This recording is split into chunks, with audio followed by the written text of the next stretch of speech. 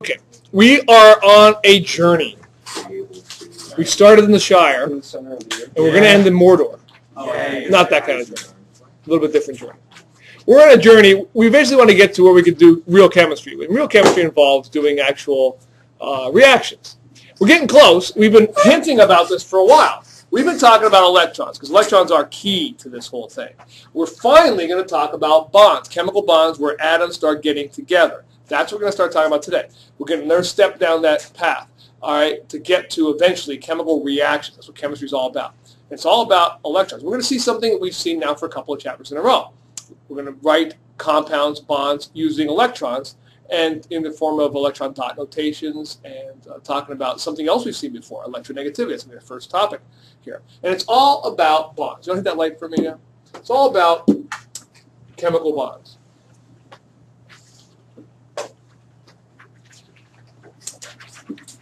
And the first thing I have to kind of recap with you a little bit is electronegativity. So I already know what electronegativity is. We just had it on the last test. Matter of fact, there was a short answer question on some of your tests about it. For others, it was ionization energy. I have those grades, by the way. I will give it to you at the end of the period. Well, electronegativity, how did you define it yesterday? How did you define it yesterday taking the test? The attractions of electrons to a certain element. Okay, and that's pretty much, well, I'm going to add a little bit to that, though. It's not just the attraction of an atom for any electrons. It's specific about the electrons that are forming a bond between two atoms, because that's, after all, how bonds are formed, by either transferring or sharing electrons. You should know that. You probably know of the two types of bonds. You don't even know what they're called, I bet. You've heard of them.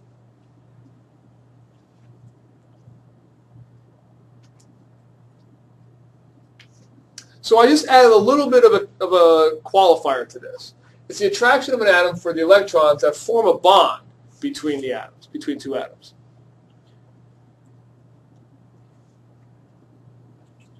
And if you know the difference between two atoms' electronegativities, you know what kind of bond they're going to form. For example, look at sodium way up there. Group 1.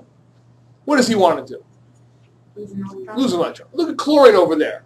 Group 7. What does he want to do? Gain. Yeah, he wants to gain. He wants to lose. We say that because we've learned that because of the Boctet rule for the last 2 chapters. All right, if I put those two guys together, what would you expect? You're going to expect chlorine to have a really high electronegativity and sodium to have a really low one. If there's a big difference between the two, probably going to be a bond where they lose electrons and gain electrons. Sodium's going to give his electron to chlorine. I'm going to do that as my first example. But if I got two guys, like let's take two guys that are close together, carbon and oxygen, or carbon and nitrogen, or nitrogen and oxygen. If those guys are close together, not likely one guy's going to be able to pull electrons away from another guy who also wants electrons. But we all know they form compounds. You've all heard of carbon dioxide and carbon monoxide. Those kind of guys, you're not going to get the big difference between the two. All right? The two types of bonds, do you remember what they, oh, by the way, it's electronegativity that determines that. The difference in electronegativity, guys really a strong electronegativity, guys got really weak electronegativity, get together. Probably going to be a bond where they lose and gain electrons. One guy's going to lose, one guy's going to gain. Anybody know what that kind of a bond is called? You've heard of it before. It begins with an I. Ionic, absolutely. Yes. Isn't it ionic, don't you think? What's that from? You ever hear that song? You hear that song? What? Isn't it ionic? A little too ionic. No? No. Everyone says that. Last period. With the exception of Zach over here. Last period, everyone said. Never heard that song before. And then I played it. Wait, I got to actually play it. It's like radio. Oh yeah, I know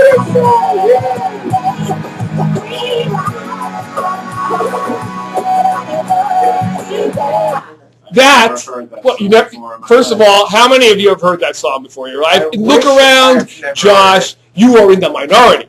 You should feel shamed. You are shamed.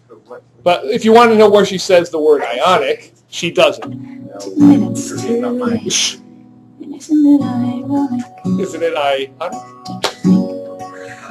It's like radio. Isn't it ironic? But it's ionic. All right. So, Ionic bonds, what's the other kind? Wow. You know it. You've heard this word before too. Begins with a C. Covalent. And that guy, covalent bonds, actually says what he is in his name. Covalent. Together. Valence electrons together. They're sharing. They're not transferring. Ionic is forming an ion. One guy loses, one guy gains. All right, so those are the two kinds, and we're going to be able to predict them based on electronegativity. Okay? We already know what electronegativity is in the periodic table. We've already been able to predict it, and we now know that it's going to determine whether something is ionic. If you look him up, and the difference between the two atoms is 1.7 or greater, you have the sheets in front of you. Take a look at those sheets. Who's got the highest electronegativity on that sheet, and where would you expect him to be? Take a look. Take a look. What is the guy? What's his name? Fluorine. What's the number? 4. That's the highest one. All right, and then down in the bottom left, you're going to see the lowest. You know that. Well, you put two guys together who are very different in electronegativities, and you're probably going to have an ionic bond. 1.7 or greater, it's going to be ionic. What about 0.4 to 1.7? That's going to be called polar covalent. And I'll explain what polar and nonpolar. I'm actually dividing covalent. You never probably heard those terms before. I'm dividing covalent into polar and nonpolar for a reason. All right, we're going to talk about each of those. There's a slight difference between them. It's actually a big difference between them. And when we get to each of those, which we're not going to today, I'll explain the properties and what makes them what they are. But in both cases, covalent bonds are sharing, not transferring electrons. And here in electronegativity, just notice it's closer together, 0.4 to 1.7. I know what you're saying. What if it falls right on 1.7? It ain't gonna. I'm not going to do that to you. And the fact is, these are just cutoff points. They're not real. In reality, some guys who have 1.65 as an electronegativity difference are really ionic. And other guys, if they're right around a borderline of 0.4 or a little bit lower, a little bit higher, they might be polar or nonpolar. These cutoff points are not exact. But we're going to use them as if they are. When I ask you a question on a test, it will either be above or below the cutoff points. All right, so if it's below 1.7, you're going to call it polar. If it's above 1.7, you're going to call it ionic. And if it's below 0.4, you're going to call him nonpolar covalent. All right? Now, that's going to be the first question I have in the homework tonight. That's all it asks you to do. It gives you two elements and says, tell me if these guys are going to be polar, nonpolar, or ionic. So you just look them up, and you subtract them. If the guy I gave you were, two guys I gave you were, sodium and chlorine, you know it's going to make salt, right? Sodium chloride. Can you look them up for me? Look up sodium and chlorine on that sheet and tell me, is this guy ionic? Is he polar covalent or is he nonpolar covalent? What do you think? Ionic. Poionic. Why? What's the difference between the two? 2.04. Is that greater than 1.7? Yes. So that makes him ionic. And that's going to be my first example I'm going to do right now. All right, but the first homework problems are going to be asked, and even on the test, the very first section on the test is going to just simply give you two elements, and all you got to do is subtract. I mean, they're pretty easy, okay? But you should understand it's not just about subtracting arbitrarily two numbers. It makes sense that this would be this way. Why does it make sense? Because a guy like chlorine, look where he is, wants to gain electrons. A guy like sodium doesn't mind losing them, because what will happen to sodium if he loses an electron? He becomes an octet anyway. Chlorine gains when he becomes an octet. So that's why it happens. Really strong guys. Think of it almost as a tug of war. You get a really strong guy together with a really weak guy. Kind of like Zach was having a tug of war with Nicky with one arm. Okay? Chances are Nicky doesn't stand a chance. And probably not only would he win the tug of war, but probably rip the rope right out of her hands. That is an ionic bond. Now let's say I had two people of similar strengths, but one's clearly stronger than the other. So like me and Arnold Schwarzenegger. I mean, we're close. We're close. But Arnold will probably win, I have to admit. Well, that would be more like a polar bond. Okay? But now let's say, like I did in that movie, we clone Arnold. And Arnold's pulling a tug of war against his clone of Arnold. It was a movie was called, you remember what the name of the movie was? I forget what it's called too. Anyway, what would happen if Arnold was pulling against Arnold? There'd be no way. Yeah, nobody would win because they're equal strength, and so that would be like a non-polar bond. Then we'll use those analogies again in the future. All right, but for right now, I'm going to stick with the ionic bonds, which are probably the easiest to understand. Let's do some examples of ionic bonds. Different bond types. Well, we have Mr. Bond. He teaches in the middle. Well, he used to teach in middle school. He's a type, all right. This is funny. Anybody ever have Mr. Bond? There you go. Oh, he's something else. Yeah. Him and Bill Nye. Bill, yeah, he loved Bill Nye. I'll give you that. He had like a man crush on Bill Nye. He loved Mythbusters more.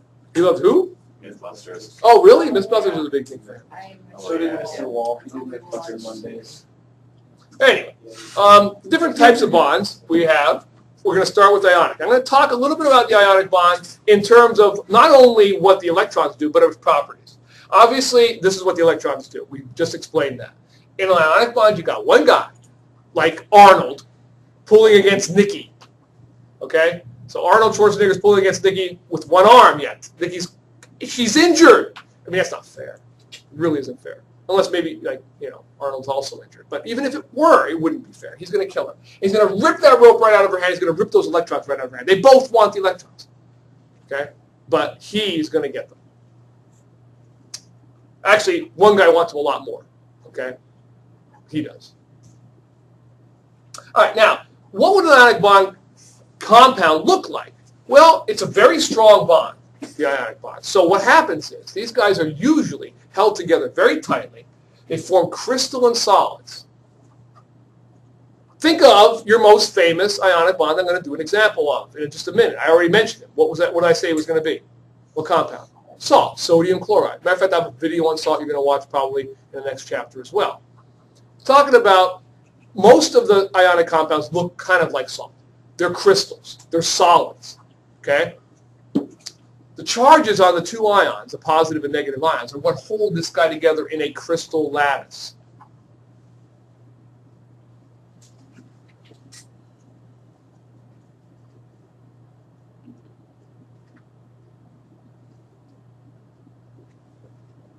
All right? And we'll talk about crystals. We have a whole chapter on solids, liquids, and gases. And as part of that chapter, we will talk a little bit more about crystals. Suffice it to say that ionic bonds, are going to usually form crystals. That's not really true for most, well, for any really non-polar bonds and for most polar bonds. They're going to have different properties. They're not going to look like ionic bonds for the most part. So if you're walking down the street, how would you know an ionic bond? Probably going to be a crystal. Strong, held together strong bond. All right. Now, those are the properties of the ionic bond. We know what forms an ionic bond. Now it's time to draw some ionic bonds. That's what you're going to have to do on the test. A good portion of this test is going to involve doing a chart just like, I'm going to show you that little picture a little later tomorrow. Just like this. Make this chart. But listen, when you make the chart, here's how I want you to make it on your paper. Very short, very narrow, very narrow, very narrow. Most of the paper for the last one, same. Okay? So make a very small room. All you got to do is put like 1 or 2 letters in each of these things, or 1 or 2 numbers. So over half of your paper. I can't do that on this board because the letters themselves make up. Over half the paper should be Lewis structure. Okay? And just leave it blank there, and we're going to fill them in with 3 examples.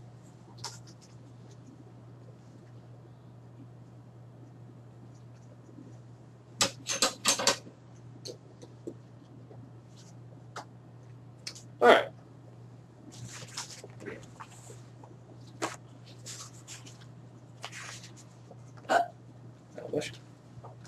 Now, let's say I told you to take my first example, which is usually my first example, sodium and chlorine.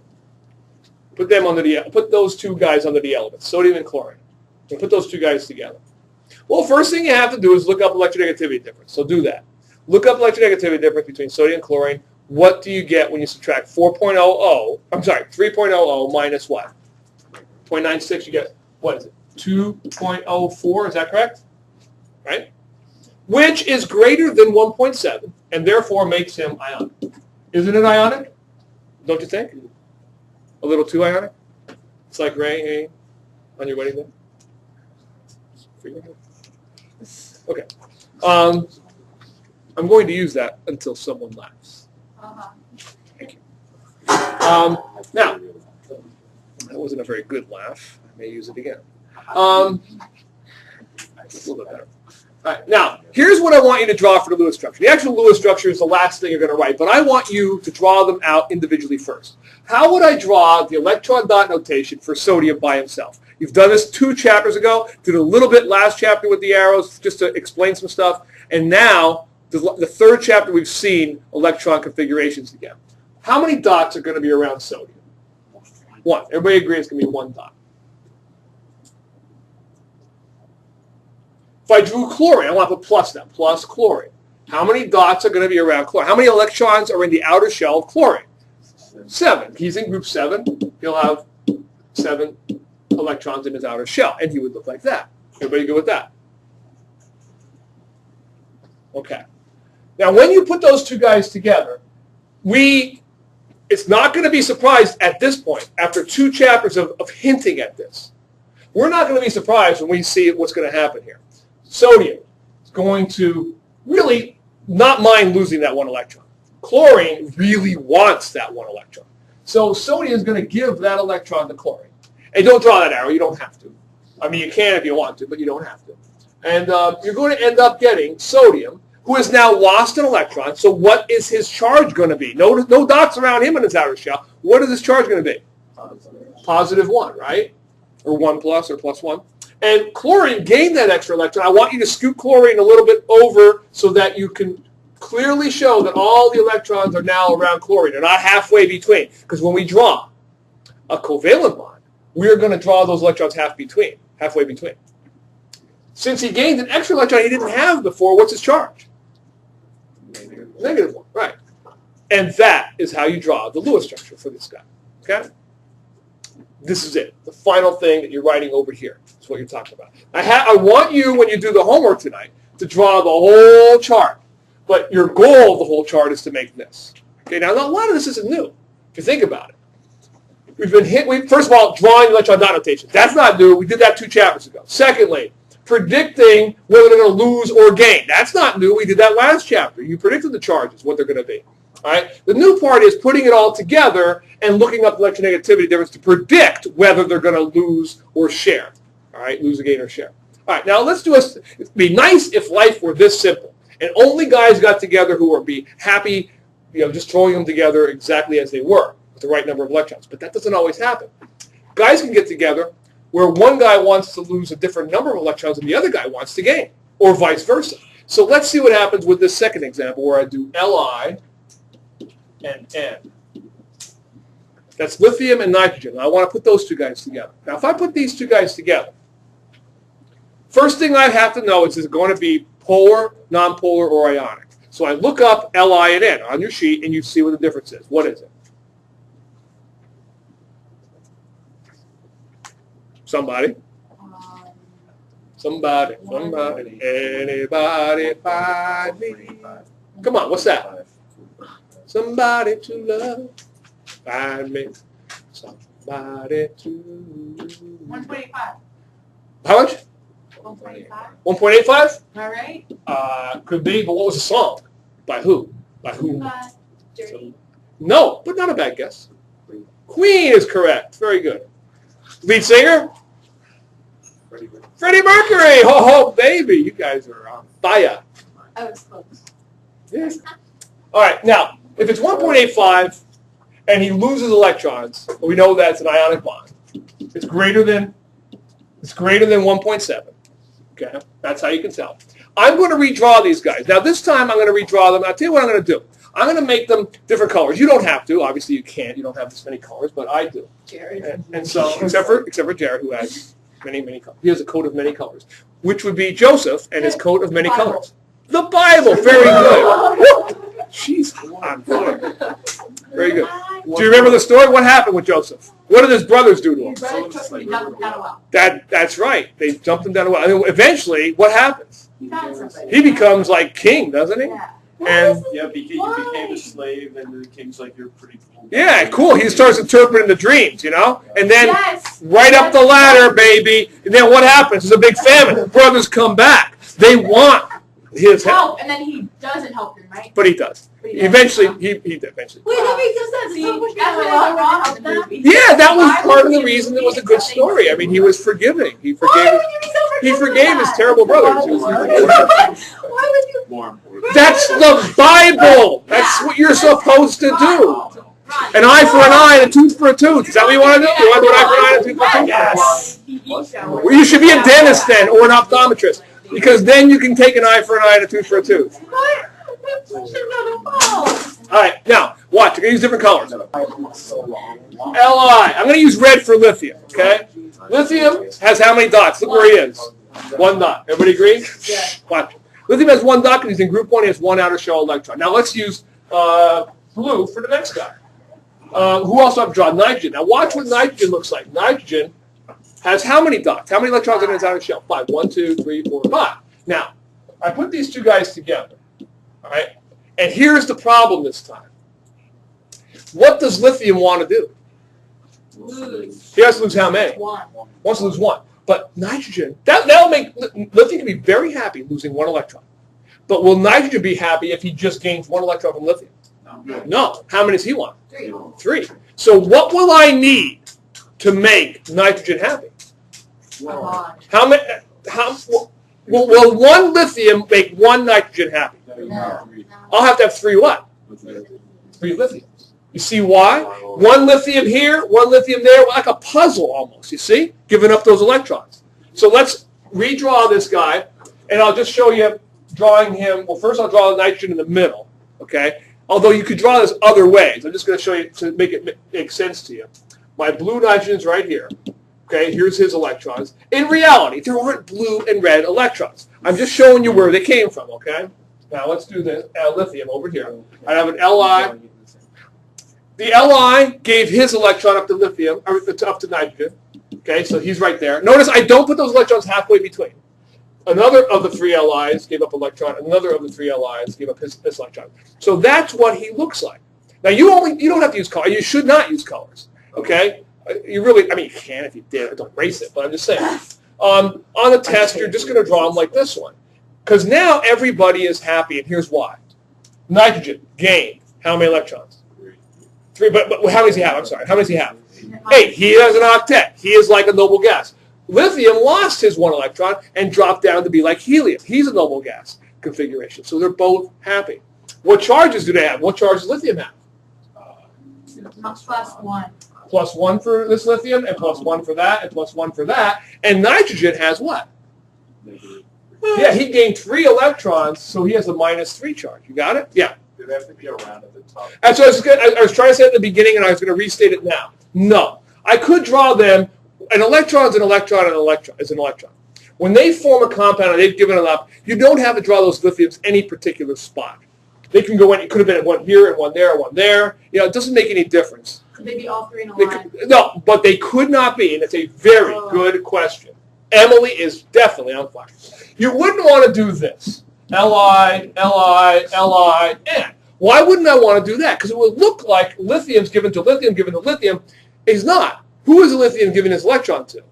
Nitrogen. So I want to put them in some way, shape, or form around nitrogen where I don't care.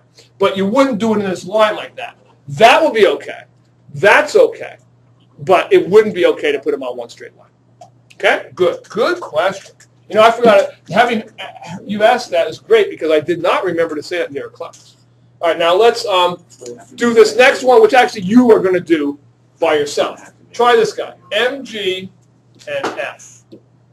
Try him on your own and see how well you do. I will do him on the board in a second, but I want you to try him on your own. Hopefully you guys all got this correct. Let's see. Mg and F come together. I look up electronegativity difference, and it's what? 2.7. Okay, which makes him ionic, don't think, a little too ionic, blah, blah, blah. All right, now you put those two guys together. You draw Mg. And this is the beauty of these versus the last test you took, which was all multiple choice. You can get partial credit by drawing magnesium correctly. You can get partial credit by looking this up correctly and calling it ionic versus polar versus nonpolar. You can get partial credit by drawing fluorine correctly. All right? So all of this gets you some credit. You can also get partial credit by figuring out how many of each I need. It is not going to be 1 Mg and 1 F. Okay, 7. Stop. Think. It's not going to be 1 magnesium and 1 fluorine. Because what does fluorine want? Yeah. 1. He wants 1 electron, correct? What does magnesium want to get rid of to get an octet? 2. To make both of them happy, can I just do, a lot of people just do this, Mg, F, and be surprised when you got no points. What's wrong with that? It doesn't add up. Really? It does not add up. Because you only give 1 electron to fluorine, there's still an electron over here. Does that make magnesium happy? So what do I need in this case? Another fluorine. I need another fluorine. I hope you did that. I did. And if you didn't, you are now. Because that's what you have to do tonight. You got to figure out how many of each to make everybody happy. You have to do that. All right, so once I know that, let's redraw this. I'm going to erase over here so I have more room. Let's redraw this. Okay. Now, again, I told you it doesn't matter where I draw them. So I'm going to, who would I probably want to put in the middle in this case? The magnesium, because there's going to be, he's giving an electron to a fluorine. And if I have on a straight line like that, that's fine. Okay, Mg with F over here and here is correct. That's fine. What would the charge of Mg be having lost 2 electrons? Plus 2. Right, plus 2. And the charge of fluorine? Minus 1. Minus 1 apiece. Minus And that's it. Now, that's okay. It would not be okay to say this, right? You see why it wouldn't be okay to say that? Okay? But that would be because it's showing electrons are going to those fluorines. Make sense? Now, that's what you're doing in numbers 13 and 14 tonight for homework. 12 is even easier. It's just asking you, given these two elements, which one, or is it going to be ionic, polar, or non-polar? That's all you got to do for that. Okay? All right.